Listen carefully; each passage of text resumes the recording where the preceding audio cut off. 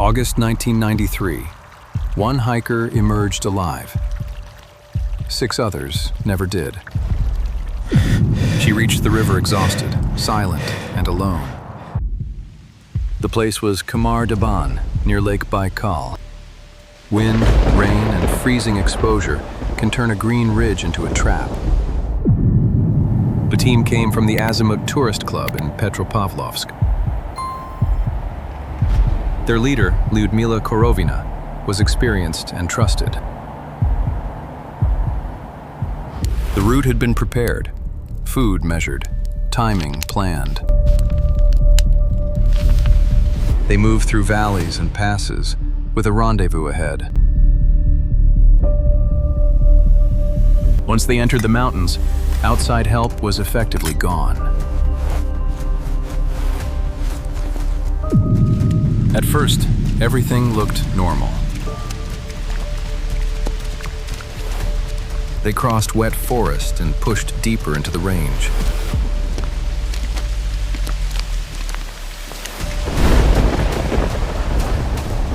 Then, the weather began to change.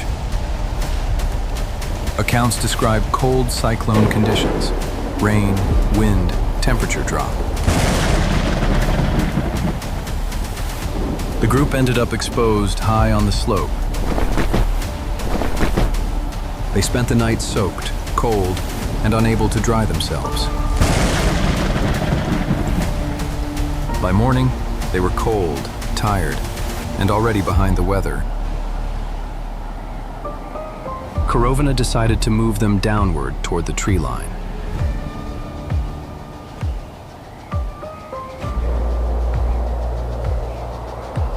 Stay exposed, and the storm keeps winning. Then something went terribly wrong.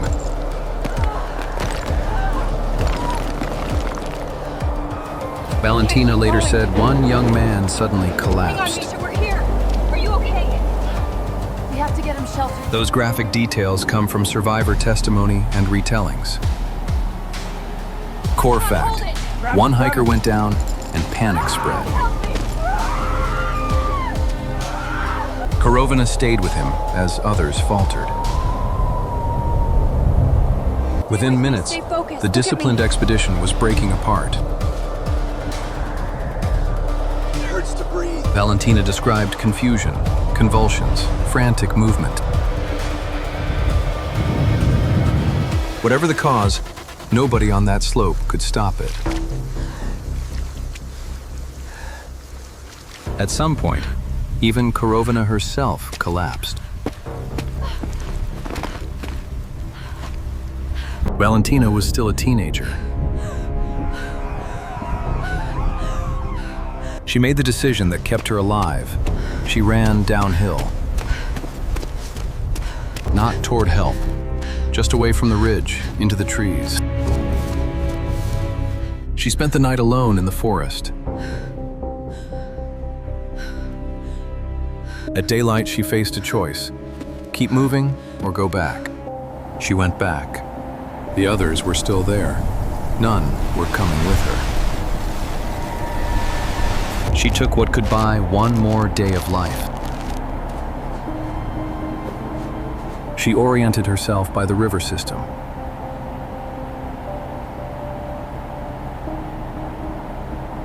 Now the mystery became a survival story.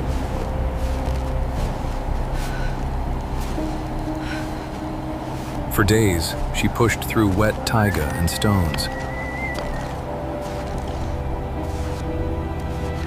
There was no radio, no beacon, only endurance. Eventually, she reached the Sneznaya River. Grab my hand! Quickly now, we must Passing get you water out of the tourists water. saw her and stopped. Where are we? They pulled her in and learned what My happened. leg! I can't feel my hands! Rescue for one person did not solve the case.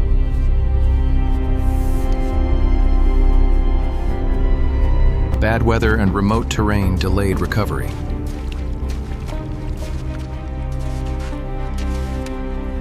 Six bodies were found scattered across the slope. The official conclusion was hypothermia. That answer fits the storm, exposure, and exposed camp. But for many people, it never felt complete.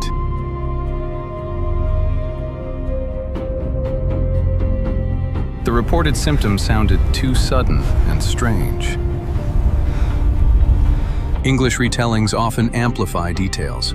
Russian sources are more cautious. One grounded theory: exposure, exhaustion, rapid collapse. Another: acute pulmonary or cerebral edema. We have to move now!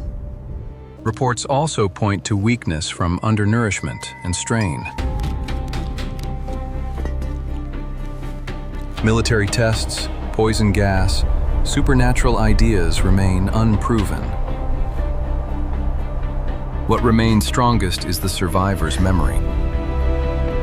That is why Khamar-Daban is called Siberia's other Dyatlov Pass. A trained leader, a planned route, summer mountains. 6 lives ended. Maybe the greatest horror is how quickly nature can erase control. One girl came back. The mountain kept the rest.